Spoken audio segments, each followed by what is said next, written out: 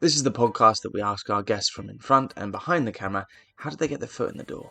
What was the key to unlocking their success? What's their story? I'm too old for this shit. Our guest today started his career as an actor, and then in the 1990s he became the highest paid screenwriter in Hollywood. He then broke into directing with Kiss Kiss Bang Bang, then onto Marvel with arguably the best Iron Man movie, and the hilarious The Nice Guys.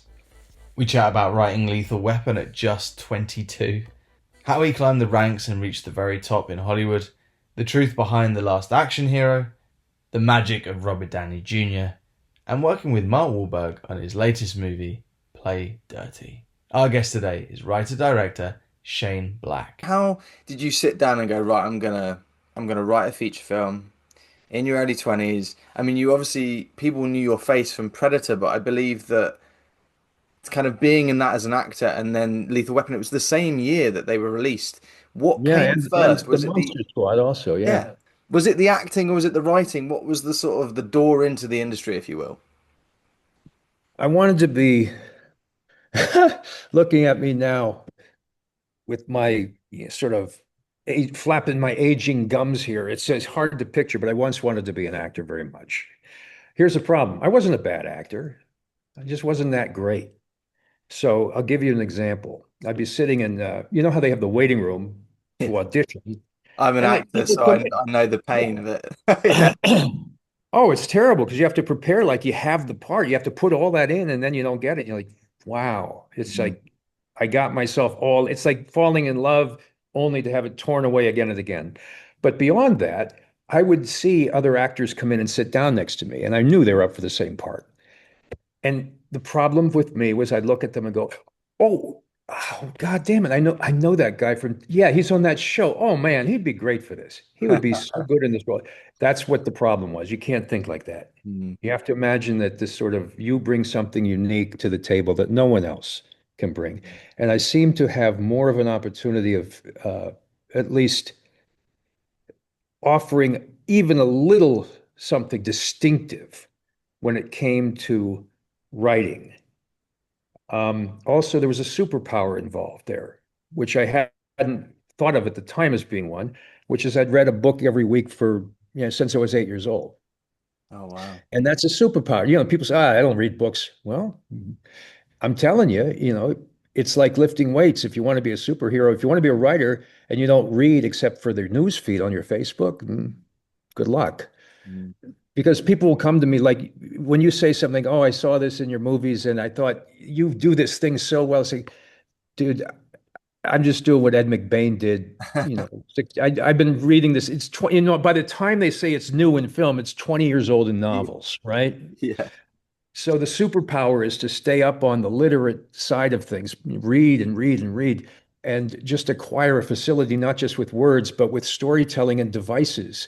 So if you're stuck, you can go, what if I did the thing where he needs a reason to be here? What if he's waiting for a phone call? And that's the sort of through line for him. As he sits there because he's been waiting for an important phone call. It's a device, a literary device. Mm.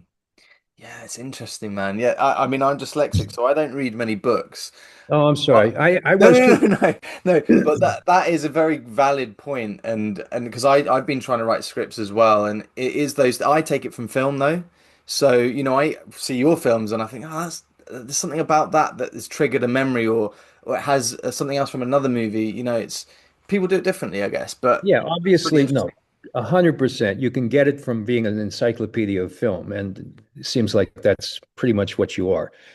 Um, but I remember a time when I read so much, my life was suffering, and so I did develop a form of like I would start to blank on reading. The words wouldn't make sense, and I think it was for me it was psychological. It wasn't actually an affliction. It was my brain saying, "Hey, you are too into this and you're neglecting your life, your parents, all this other stuff. You're getting a little too involved in this book world.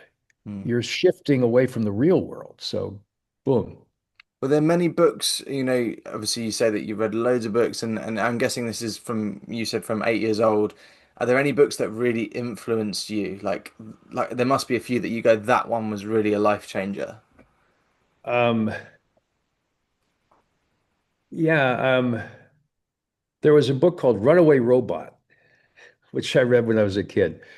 I think was it Clifford Seamack? It may have been.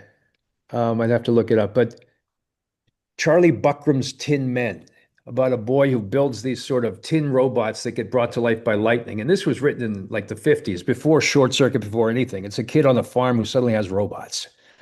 These things that Ray Bradbury, anything of a collection of Bradbury's short stories, or the book Something Wicked This Way Comes, which is just a tour de force of just freeing up this sort of frightening, imaginative facility that he had, that he transfers almost, it's almost like putting a pipeline from his brain into yours. As I got older, the Parker novels I would read, the Evan Hunter, Ed McBain books. My favorite popular novel of all time is called Swan Song by Robert McCammon. If you, it's a similar in plot to The Stand by Stephen King, but Okay. yeah, they're both great books. But for some reason, I went to Barcelona to do a TV show as an actor, and I was thinking, yeah, I'll go see all the Gaudi architecture. I stayed in my hotel room and read Swan Song in the bathtub. I just I would just for 3 days. It's like, look, Spain. It's like, shh, quiet. I'm reading. It's like I said, the books that are dangerous because they almost drag me in like an addiction and say, outer world, forget about it, man. Come here, come into our world. That's amazing. That's an amazing thing to have, though. It's like a comfort blanket. You can pick one up whenever you want, and you can open it, and you can go into that world. And that, for me, is what film is.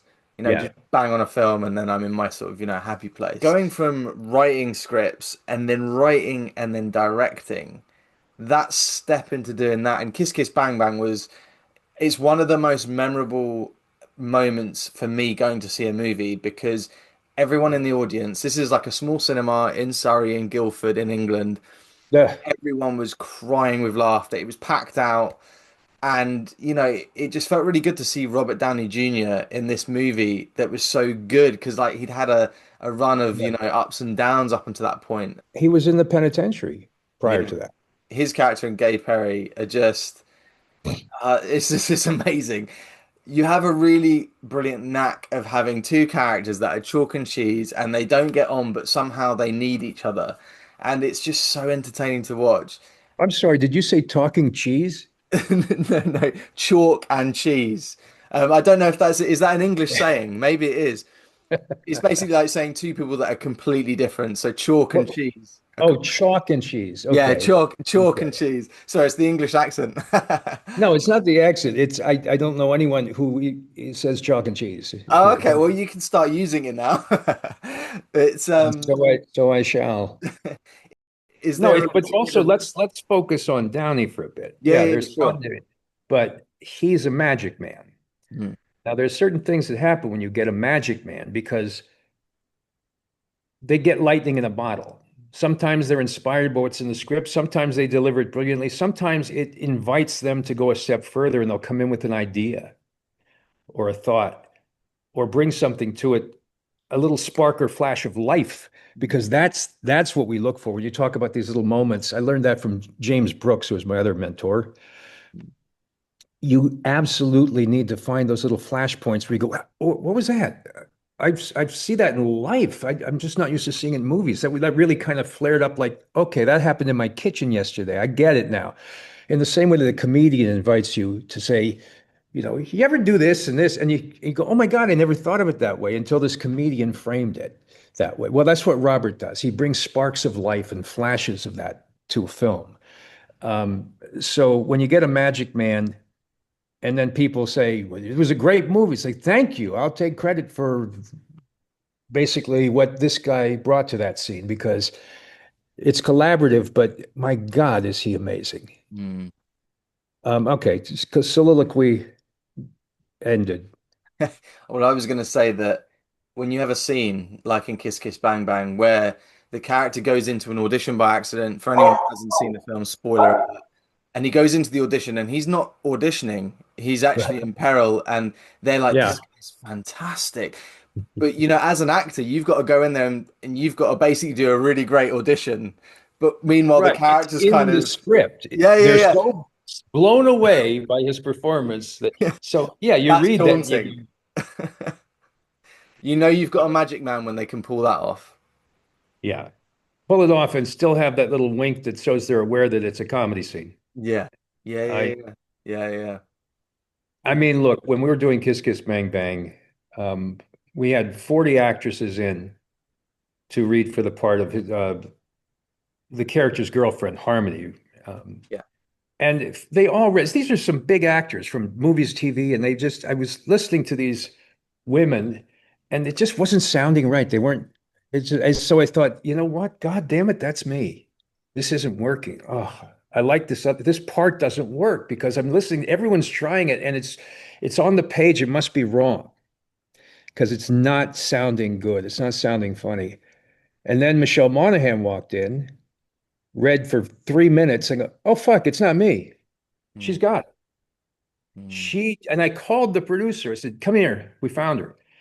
She wasn't in the room, but I said, like, Joel, you remember what I just said about how we can't find anybody? Come here.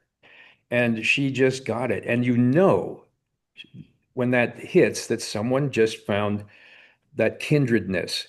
Mm. And yeah, you get lucky. I got lucky on that movie.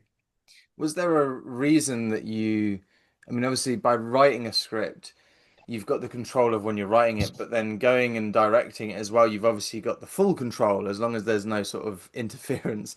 Did you go into directing because you wanted to follow through from the writing all the way to the finished product?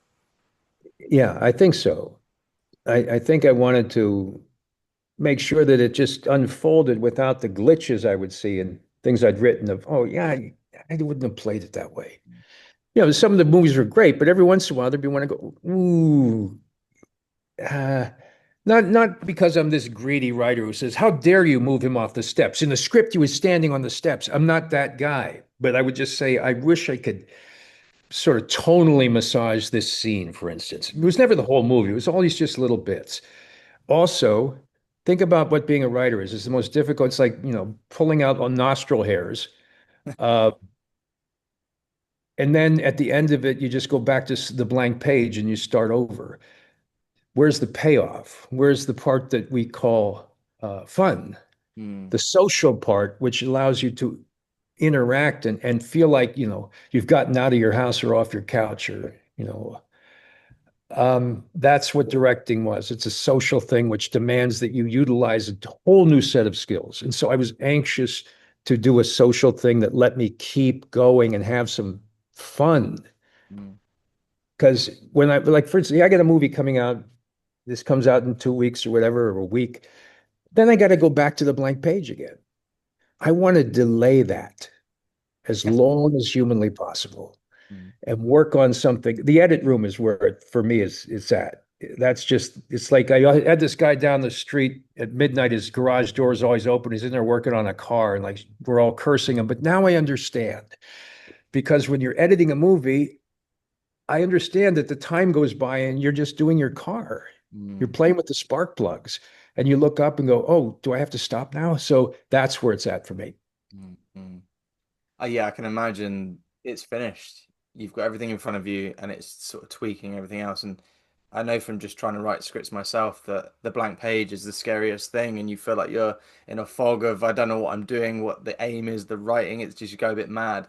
So when that blank page comes, it must be, Well, for me always especially, daunting. I have this tremendous case of imposter syndrome, which is that every time I sit and the rust sort of has collected, it takes a week to get rid of the rust. But in the meantime, I think I can't. What am I thinking? I've written my last funny line. I don't know how to do this. How did I do that before? I don't know. Maybe it was a fluke because I sure don't have any talent now. They're going to find out, you know, they're going to realize that I'm all over the map. And by the way, it's true. Sometimes I am bad up until the middle, and I say this isn't working, and start over, and then it gets good. But it has to wait for something to click, and until then, it's a leap of faith. I'm being bad. I'm a bad writer right now. I can't make this work, and it seems impossible. And then an answer comes. Mm. And the unfortunate thing is, it's impossible, truly impossible, right up until the second that it's not. And then suddenly it's easy. Do you have advice for, writers that are trying to get their foot in the door, trying to get their script read, if they haven't got an agent or they're just, struggling. Sounds like I'm Yeah. just asking this question for myself, No, but no, no, no. Look, I'm sure you have representation, right? as an actor, I do, not as a writer, but No, is it right? trying. Oh, okay. I'm Well, trying. just tell him you're Paul McCartney's son. You kind of look like Paul. I could get away with it, just do the Liverpool accent. Yeah. Wow. Well, first off, the advice, this doesn't really help in a way, but it does because the people who are thinking about getting an agent and really focusing on that, um, the a great actor once said, "Be so good they can't ignore you," and that's really it. Mm, Also, I know people they've written the script and they say, "Hey, I want to sell this," and I read it. Yeah, it's okay. Give them some notes. Then 5 years later, I say, "How's it going?" They said, "Well, I'm still working on selling that script." I go, "The same one. mm, Did you write anything else?" "No, I'm just trying to sell this one." I say, "Dude, when they come to you, when opportunity meets preparation, it means they say, someone says, "Do you have anything?" And you have to have three pieces of your best work ready. You can't, um, you don't get to be an actor by putting your face in Faces International magazine and then waiting for the phone to ring. You have to keep working. And when you're working, here's a piece of advice. Make every day the same if you can. I know sometimes people work, they have to snatch an hour here or, a couple minutes there. And so it's piecemeal. The writing process is when they can, not when they want to. mm, But if you can take 6 days or 7 days of uninterrupted time and start each day breakfast, do this, do that, go to the store, come back, write 5 pages of gibberish, sort of boil it down, then do this, stop, eat, watch a show on TV, come back, look at it again now with fresh eyes, print it out, read it, scribble on it with a red pen, set it aside, go back, do something else, come back and write 2 pages after dinner, and then stop and say, I'm going to do this exact same thing tomorrow. mm. You don't have to eat the same breakfast, but go to the same restaurant. Do the Yeah. same routine until your body learns, until your uh, somatics Mm, mm, kick in and say, this is what we're doing now, guys. We write from here to here, and then we eat, and there's a little reward here for a cigarette, and then and so on and so on. But make every day the same. mm. As far as getting an agent, I'll tell you how I did it. As I had friends, oddly, given my penchant for um, personality disorder, but I had a lot of misfit friends that all who sort of got together and met at this one house we called the Pad. And there was a sign outside, a neon sign that we would light up, said 20, open 24 hours. And if the sign was on, something was up. We were making a film or arguing over a movie or watching something late at night. And when one of us would succeed, we'd reach down the ladder and sort of help someone and sort of leapfrog them up. And then they would get an agent and they'd say, oh, and they'd help someone else in the group. Ah, okay. And we sort of, barrel of monkeys that all the way into representation and then eventually films having been produced. But it was because we were friends before any of that. Mm, We didn't get together to use each other to be in the business. We got together out of a mutual love of the same kinds of movies, endless discussions, endless experiments, endless little short skits. And out of that came this sort of selfless ability. Like if a friend of mine would say to me in the group, "Hey, can I borrow that bit you had with it?" I'd say, "Sure. Yeah, I'm going to put it in my script." Good. Not, "I'm going to sue you." None of that. yeah. And the friendship first, movie second model seemed to really have some juice to it. It seemed to really succeed where, uh, blind ambition and just going up to people, "Hi, would you read my script? Hi, would you read my script?" You go to a film festival and some asshole film professor somewhere has said to the student, "Be persistent. Never say no. Just be persistent." So by the time they ask you the fifth time, you go, okay, not only has this persistence evolved into belligerence, the result of which is I would never, if you tortured me, make this man's film or read his script. But this poor guy thinks that this is selling himself. This poor guy thinks that persistence means like, oh, there's one writer, I got to tell you this, who it was Christmas and he sent out gift boxes with ribbons on them to every lit agent in town. And they thought, well, that's a good idea, right? They opened the gift and it was a script. Oh wow. I guarantee you that man never worked again because that is the absolute wrong way to do it. Yeah. Interest in other people, the ability to sort of, when you're talking to someone, it's not just about ticking off a box on your daily persistence and or belligerence calendar. It's seeing who you're talking to. And, William Goldman published a letter. He said, I replied to this letter. Look how it's written. And he published this letter a nobody fan had written him that was just so eloquent and moving that he had to read the guy's script. Use your words, be a writer. Use what you have. Don't use there's not networking and then there's being a good writer. Being a good writer extends to the way you present yourself, the way you conduct yourself in the context of being a writer. You know, people who are good writers can be obnoxious, but at some level they get to be persuasive. They have to be. And persuasive is not just blindly throwing scripts at people and honking until someone out of just sheer frustration reads the first page before discarding your script. I won't send you a Christmas present this year then. No. Oh, send me a scarf. I'll take it. Yeah. I like Burberry. Yeah. You mentioned a while back about imposter syndrome. I mean, a lot of people in the industry have that. I certainly have it. When you came to sell, you had various scripts, and it was the highest sold script in Hollywood at the time, I believe, with The Long Kiss Goodnight. But before that, Was the last Boy Scout. The Yeah. Last Boy Scout, and you had those two films back to back. Did you still have syndrome after that, even though, there's Even this. worse. Even worse. Wow. Um, and added to the imposter syndrome was a degree of sort of animosity, if not outright scorn, from members of the writing community who up till then had been very friendly and supportive Oh, wow. because they couldn't, that was the one bridge too far was this kid, Hmm. 22, 23, 24 years old, who was making the kind of money they'd striven to for so long. For instance, and I'm not a victim here. Let me just get that straight. I'm not the hero of any story I tell. Hmm. At best, I'm the second banana, you know. A friend of mine, Dale Lawner, who wrote My Cousin Vinny, he called me up and said, "Hey, you ever want to get in the Academy? You want to, vote on the Oscars?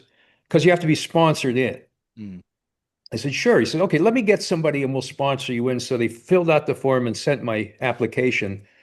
And at the time, the qualification for entering the Academy at that time, I believe, was you had to have at least two uh, produced works of substantive merit.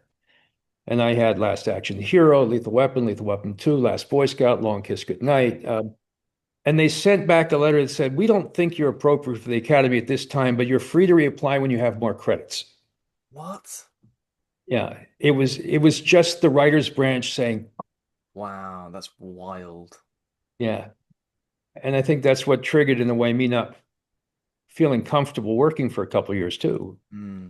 was I realized, oh shit, I thought this was kind of a good thing. But not only was The Long Kiss Goodnight a bomb, but the act of selling it for the amount of money it did had made people regard me as a hack of some sort, as though I'm not in it to tell a story, as though I'm like, let's throw as much populist shit at the screen as we can and run off with as much money as we can possibly steal. And that wasn't what I was about. Hmm. So the idea that I had become a poster boy for this, what at the time was a remarkable phenomenon, the spec script boom, but was looked at by people as greed. You know, I Yeah. always want to call them up and say, "So if someone offered you $1 million for your script, you'd say, 'No, I have more integrity than that.'" Like, even if you like the script. So Man, but that's tough. mm, I mean, The Long Kiss Goodnight, I am not a victim in the story. I tell the story as a interesting aside, but I'm not mad. it I'm doesn't not make it complaining. not tough though. I think that's still a weird contradiction. You think, as you say, you think, oh, this is a good thing, this is success, and in a way, it is a really good thing. But then there's a weird kind of backlash. It's a kind of strange. Backlash, yeah. Yeah. So I don't know. My default is to curl up and become one of those little water bugs when you when you flick them and they roll into a little ball, it looks like a little armadillo. And that's what I would do is Mm, say, I'm retreating. I'm not, I can't, I can't fight back against feeling like, I don't know, like I didn't fit in with the writers that I community anymore. And I mm, wanted to be part of a community. mm. I didn't want to be the outsider. What do you do when that happens in terms of, is there like a coping mechanism? As you mentioned when you're writing that it's good to have a structure and have, the same thing every day. But when you're Mhm. in between those jobs or you're not writing a script and you're trying to sort of, being freelance, sometimes you go a bit mad, don't you? Do you have things that you do that kind of keep you I'll feeling tell you good, what, upbeat, and I listen to music, I exercise, but the process in between is basically hysterical malaise and panic. And here's the thing. So when you start writing again, it's because you've reached a point where you cannot justify even remotely postponing writing for one more day. You've stretched it to the limits of just how far you will do without absolutely feeling self-humiliated. If you delay even a fraction further, this is the ultimate, the extent, the envelope beyond which lies humiliation and distress and despair because I can't write. You go up to that point, and then about 3 weeks later, you start writing. So that's the way it goes. you go past it, and then you're like, oh my God. Yeah, it gets worse and then worse. And then Mm, finally you start, and the rust takes about a week to come off, and you think, am I doing this right? Am I a hack? Am I, who wants to read this shit? And that's what really is, isn't it? You just write out of fear until problem solving becomes more important. You're like, I hate this writing. I can't do this. Well, no, there's a funny line. Fuck that. Oh, yeah. Boo. And then it's pretty soon, you're like, I, I'm still bad, but what? Wait. Well, okay. I don't know. What if he said this there? No. Oh, I know. If he said that, he would say that. Okay. No. Oh, no, no. So let's put it over here. They go behind the fence, and he says this, and he. Okay. No, that actually worked. And before you know it, fear has become problem solving. You just dangle it in front of you. So you still hate yourself. You're still feeling like you're a bad writer and you're terrified. And then you suddenly realize, oh, I'm doing it. Oh, I've started writing. mm. And it's just that mental trickery that makes this whole process so difficult, as I'm sure you know. Well, yeah, not like but I'm trying my best. And it blows my mind that you still have that doubt when you start a script now. That blows my mind. Oh, especially when you're dealing with the generation of kids now that's, almost twice removed from when I started. So um, I think a good story is timeless, but there are things nowadays where you look around and go, am I going to be relevant to these kids with their noses in their phones 24/7 and this sort of, blip bite mentality and attention span? Oh man, 100%. That's the thing. I mean, I'm not young anymore. I'm nearly 40. But my generation obviously adore all of your movies, and even my nephew who's a lot younger, like he's get the Nice Guys was something that he was watching the other day and he was laughing. He's so much younger than me. I think that kind of thing is timeless, and that's the beautiful thing about film. If films can kind of And I think you're right. And I also think that for some reason, there's something about that period in the 80s that keeps coming back. The fact that after 20, 25 years, The Monster Squad was rediscovered as a cult film. They still show Long Kiss Goodnight, Last Boy Scout. They show them in midnight movies. mm, mm. So the ones that didn't make money for me end up being midnight movies, which is a kind of a dubious distinction. The king of the cult midnight film, that didn't make any money when it came out. Um, But they're I'm bangers okay with now. that. Look, I'm okay that they lasted long enough for someone to see them 20 years, 30 years later. That's insane to me. And it's because I sat in front of a typewriter, terrified. And the trick is you just start and you go until something to your brain becomes momentarily more interesting than your own fear. Hmm. Because your brain can't hold terror and interest and curiosity at the same time, right? So You just keep going through the fear until you get interested in something and your brain just sort of goes there. And that process has served me well, whether the movies are successful or not. Can I ask about The Last Action Hero? I know there's a lot of writers involved and there's kind of strange stories about that movie, but it is one of my absolute favorite films. I watched it on a loop on VHS when I was a kid. What was the experience? I mean, obviously that was a huge budget film. It's an Arnold movie. What was the process of writing and sort of It working was on fun that? at first. My partner David Arnott and I took over from a script that pre-existed. That was a spec script by I think it was Adam Leff and Zach Penn. Is that Zach right? Penn, yeah. Adam Left and Zach Penn, yeah. And who are good writers. And we tried a version, but the thing is, that was back when the key, according to a studio, to a successful movie was to put it through 10 different typewriters. And they said, well, we're still not sure, so let's have Carrie Fisher do a draft. Really? Why? Well, we just want to make sure the women's touch is covered. Let her run it through the typewriter. That was my favorite experience. Just run it through your typewriter. Okay. And then other writers, William Goldman came on, who was my mentor, who I loved. But there were so many fingers in that pie and so many conflicting ideas. Um, I mean, I know that people liked the movie, but it was the only time I'd been to a premiere. And they had a giant carnival set up with a 50-foot tall Arnold balloon and rides and games and movie themed attractions Yeah.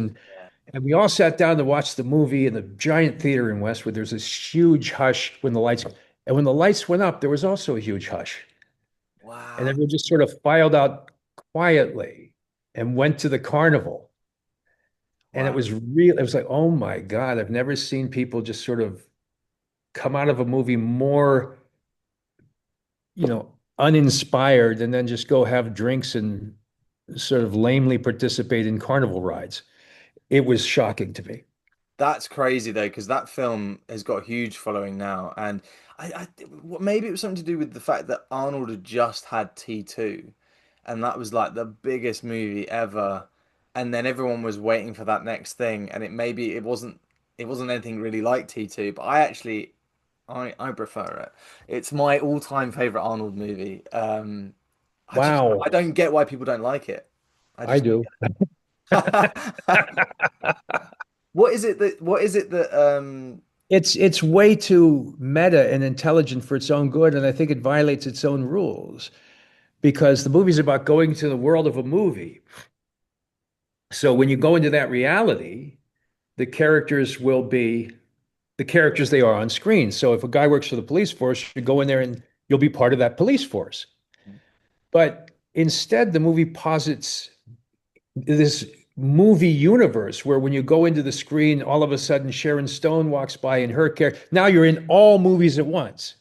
And I thought, that's okay. I guess that costs a lot of money to get those people and do movie world. But aside from the spectacle of it, it just didn't seem very logical to me. Oh man, as a kid, it was just amazing seeing the Terminator walk past Arnold as a different character, and then Sharon Stone, then a cartoon cat, and then it was like, this is the best film ever made. So, but I The just, cartoon cat was a good conceit. I thought that was in the original script because in that world, it was possible to have one cartoon sidekick. And you would just go, what do you mean he's a cartoon? mm. Oh, yeah, he's a cartoon cat. What's your point? Because in that universe, it's consistent. Now for a quick break. We'll be back to the episode shortly. If you enjoyed this episode and want to support us, get early access and exclusive content and episodes, click to join our YouTube channel and become a member now. Please leave us a positive rating. Add us on Instagram, Twitter, TikTok at Life in Film Pod. Essentially, please like and subscribe everything. It makes a huge difference. Thank you. Life in Film has partnered with Betterhelp to provide you with access to the largest online therapy service in the world. And it can all be done from the comfort of your own home, from a phone, tablet or laptop. No commute, cutting down travel costs, and most importantly, it's affordable. With over 1,000 therapists in the UK, BetterHelp can provide access to mental health professionals with a wide variety of expertise in mental health. If you need someone to talk to and you're thinking of giving therapy a go, BetterHelp is a great option. And being a listener of the podcast, you get 10% off. That's 10% off your first month at betterhelp.com/lifeinfilm. That's betterhelp.com/life and film. We are sponsored by movieposters.com. Are you a movie fan? I presume you are. Well, at movieposters.com, you can shop for all your favourite posters in one place.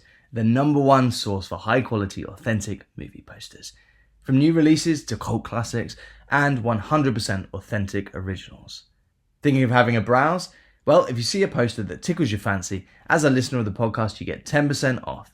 That's 10% off with promo code LifeandFilm10. That's promo code LifeandFilm10. So why not give it a go? And back to the show.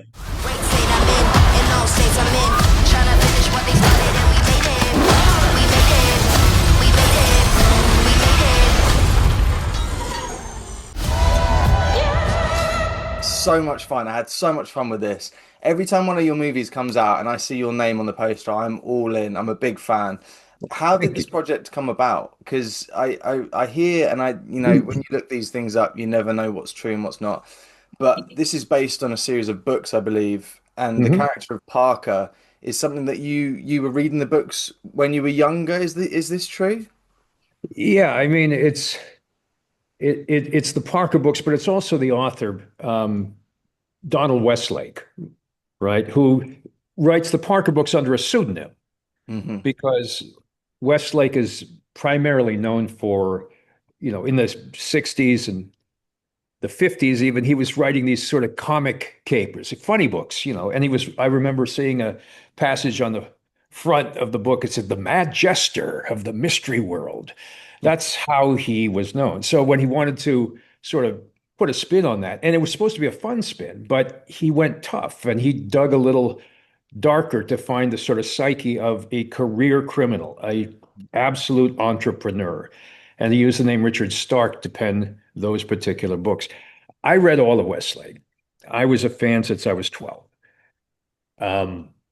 So when an opportunity came to, I mean, it's interesting. We not only got options on all of the books available, so we could pick and choose. We didn't have to select just one little, because they're pretty thin. You read them like popcorn, right? Yeah. But we could use all of them. And it was also the first movie where we got to call the character Parker because he's been incarnated throughout the years with Lee Marvin, with Mel Gibson, with Robert Duvall, with Jason Statham, under all kinds of different names. Yeah, I saw that. That's funny, isn't it? How this is the first time. Was that a licensing thing that they weren't allowed to use the name or? Yeah, that's right. That's right. So, I mean, it's kind of the DNA of what I cut my teeth on. That sort of weird, semi-satiric but hard-hitting style that could poke fun at things, but was ultimately just rooted in character reality. And I always loved it. So, and of course, now I had guys on my side too. I had Anthony Bagarozzi, who I wrote The Nice Guys with, and I had Chuck Mondry, who I almost got a movie going called The Cold Boyer with. So they said, well, we love Parker. Everyone loves, who doesn't love Parker? So I had to rope them in and we had to do this just because that sitting out back on my patio and just hashing it out that's the process. And with these two guys who I've known for 40 years, it just feels like what they say about being paid to do what you would do anyway. So that's great. Was there any more pressure because it was a character that you were already familiar with, something that you obviously grew up with? Is there like a pressure there, or is it just fun to be able to sort of delve into a character that you already kind of know? Well, there is pressure, but the pressure is not, it's sort of internal. It's like, okay, we got this. How do I do this and justify that there's a reason to make this movie as yet another iteration? So it should be slightly different from the ones that came before it. I think that you'll notice when you see the movie, one of the big differences is the scale of it. We just upped the scale of the heist because any individual book in the Parker series is like knocking over a diner or going up against, this hitman they don't like, or armored car robbery, those sorts of things. And cinematically, we thought, yeah, we love this character. We could mine all the books, but we were pretty emphatic that we had to come up with our own score, that we had to plan a heist that was sort of a little more large and intricate. but that had the flavor and the little and the tick the boxes of the classic Westlake tropes, like the art heist or the South American dictator who's, sends mercenaries to retrieve it, that sort of thing. 100%. Well, no, I was lucky enough. They sent me a copy of the film, so I've seen it, and I loved it, man. It had your Nice. Well, stamp on thank you. it, and man, the dialogue. I don't understand how every film that you do that has action, which is most of them has, a serious action sequences in. Your action is different. You bring comedy, and you bring, like with this film, there's moments where you're like, how did you come up with something so interesting? Is that something that is kind of done on the day, or do you put that into the script? The little details, the nuances of that funny element of comedy and action put together. I like to think that you just keep working on the script and keep detailing, like you would detail a car, and you add those little bits, but they're all predicated on something which you mentioned, which is the same thing. It's often it's the idea of awkward violence. Yeah. That violence seldom plays out in the sort of balletic, three twists in the air, hero landing that it does in the more balletic films, like, say, I have nothing wrong with John Wick. I love the John Wick stuff, but it's played a bit broader and over the top, and it's supposed to be beautiful. It's supposed to be graceful. And to me, that you take a character who's sort of a blue collar version of that, like Parker, you want to emphasize that, real life, you get shot, you fall on your ass and you shit yourself and you go, what the fuck just happened? I mean, Yeah. it's not this, yeah. So that's the kind of thing we like to do, is try to imagine it in real time. And the first, if there's a couple examples of this, one I can think of off the top of my head was 3 Days of the Condor. There's a scene where the mailman comes in with a package and he looks at his shoes and realizes this guy's not a mailman. And they both realize it at the same time, and they go at each other. Mm. And that scene is so clumsy Mhm. that it feels twice as dangerous. 100%, 100%. Yeah, like with a lot of your films, I mean, like Kiss Kiss Bang Bang, there's so many nice little moments, and yeah, the nice guys. But Kiss Kiss Bang Bang, not to go off on a tangent, but little things like, when he pees on the dead body, and he's Yeah. like, "Why did you pee on the dead body?" And it's like, it's just such funny little moments that don't necessarily need to be there, but they add so much value in terms of humor. And this film had all of that in it too. So just I love that, because I know when I go and see one of your movies that there's going to be those little surprises that pop up, and I really enjoy that. But in terms of, Mark Wahlberg is the lead in this. What was the process of, getting him involved and really getting this film kind of off the ground and greenlit? Well, um, when Wahlberg came on board, he'd had a chance to read, and oddly, he does this odd thing where he memorizes the script. So he'll show up and I'll go, yeah, I love this scene where he says, and he'll just rattle off the lines. You go, this is kind of like our first meeting. You didn't really just commit the thing to memory already, did you? Because of course it did. So it's he had this enthusiasm for it and a desire to play it, um, a desire to play it straight. Mm. If it was going to have ironic moments in it, if it was going to have sort of the weird, awkward sort of uh, violent moments, and if it was going to feel like all satiric, all that stuff would have to be centered around a character that took this extraordinarily seriously, because Parker is basically a tactician. He's not very emotional. And I sat down with Mark and we played a game, the writers and I, sort of centered around Mark, which is to say, let's imagine in one of these stories that Parker seems to fall in love. Like you think, oh my God, is this impenetrable guy finally actually showing a sentiment for someone? And he falls in love with this girl, but he also puts his hand on her pocketbook and you realize he made a mistake because he's left his fingerprints, which could come back later to haunt him. So at the end of the story, we say to Mark, if you were to go back at the end to save that girl, not leave her behind, but really compromise and rush to go back, are you going back because of the girl?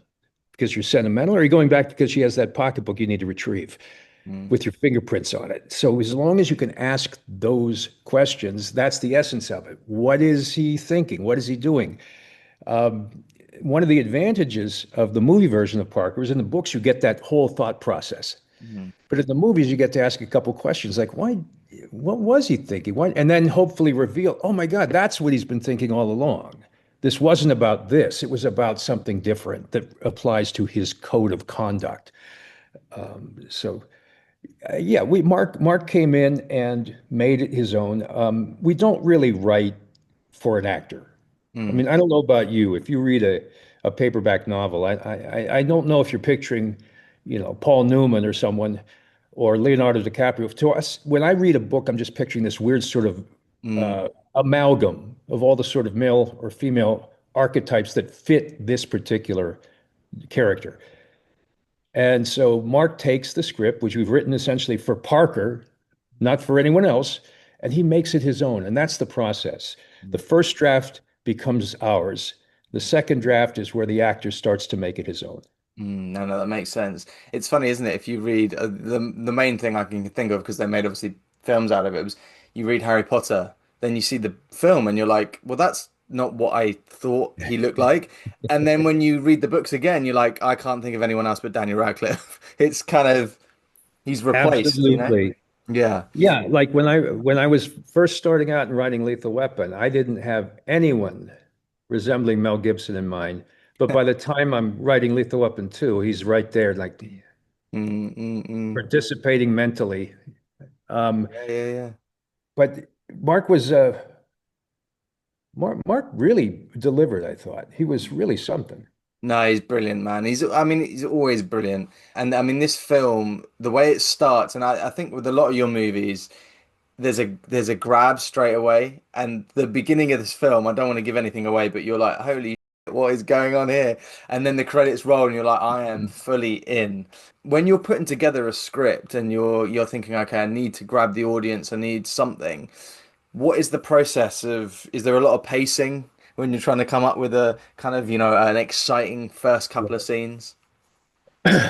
Well, it's a tactic, I think, that is starting out as a writer. Any writer knows this, that, a development executive in Hollywood, they take 7 scripts home for the weekend, and they have to read them all and report by Monday. So if you don't hook them within 10, 12 pages, they're just going to I mean, what are you thinking? You think they're going to participate in your 30-page, densely written world building experiment when they have to, finish 7 other scripts? No. So you have to find a way, even if you're world building, to do it in a way that's user friendly and hooks them. Any writer, even unless you're James Joyce, you have a, you have an understanding, I think, as a popular novelist, or in this case, a popular screenwriter, to give the audience um, an excuse to feel like they're in good hands and it's moving and they're in and you confide and you draw them in. William Goldman was one of my mentors. He was a delightful guy, man. And he used to talk about, the characters in his books or in his movies. When he writes a screenplay, not only does it feel novelistic, it feels like he's talking to you like you're a guy at a bar stool next to him. He said, and if you think that was, wait, and this guy, now you might think he's this. I tell you what, he's better than that. In fact, we're not even going to talk about him because we're not going to talk about this guy who's twice as good as the other one. And he does this kind of Mm-mm. dance with words. And I think you're obligated to give people in that first 10, 12 minutes something to hang on to. Also, a producer I worked with for a long time once said, you got to have what's called the whammo meter, which means every 10 minutes or so, you got to give people a jolt. This is actually Joel Silver on Lethal Weapon and Last Boy Scout. Mm, Too many pages go by where it's just talking heads, and that you can do that. If the ideas are great, you can do it. mm, But ultimately, you want every 10 pages or so in a thriller to provide some thrills or some danger, mm, or a revelation, or a reversal. Or if you've set something off, you want a payoff. So they go, oh, shoot, that, of course, he says it here, but I should have known. I heard that earlier. But these are tricks that you employ every 10 pages or so in order to get people along for the ride, to make them feel like they're in good hands, experiencing. mm. Uh, it's like you're a trickster. You're trying to get people you're trying to fool people and have them enjoy being fooled. Oh man, thank you for indulging me and just chatting away and Shane, it's an absolute honor, man. You're an absolute legend to me. So thanks for taking the time. I really Oh, no, no, no. I'm a bloviating old fool. But and I leave it to you, by the way, to the up and comers to roll your own here and continue the tradition. If you believe in this kind of storytelling, and you're one of the lights who still has the opportunity to bring it forward to this new phone hugging generation. Yeah, it's scary, man. It is scary. It's changed a lot even for me and in the acting world, like going to auditions and seeing how like social media is kind of taken over and you only get a role if you've got this many followers. It's nuts. Yeah, yeah. We were planning a big movie at one point. I remember, and someone we were looking to get this actor who was a big actor, and they came in and said, "Well, guys, the studio said we have this other idea. There's this guy, he has 60 million followers. He's a football player. Hmm. He's a wide receiver." And I thought, has he acted before? No, but let us show you these insurance commercials he did. He's kind of funny. And I thought, oh, is this where we are? Is this where we Sometimes it works. Sometimes it doesn't. followers may have a part in this, I suppose. You Yeah. should take, but I don't have Instagram. Good for you, man. I did check because otherwise I'd be following you, but sadly not. If you ever come on, I will be following you. But yeah, Sean, Thank you. thanks so much, man. And all the best with the film. It's wicked. Really enjoyed it. Oh man, thank you. Tell a friend. I will do. I will do. Take care. All the best. All right, you too, Betty. Take care. If you enjoyed this episode and you want to support us, get early access and exclusive content, all ad-free, click and join the Life in Film YouTube channel and become a member now. Thank you to our guest Shane, and thank you to Greg at Empirical. As always, thank you to our sponsors, movieposters.com and Betterhelp.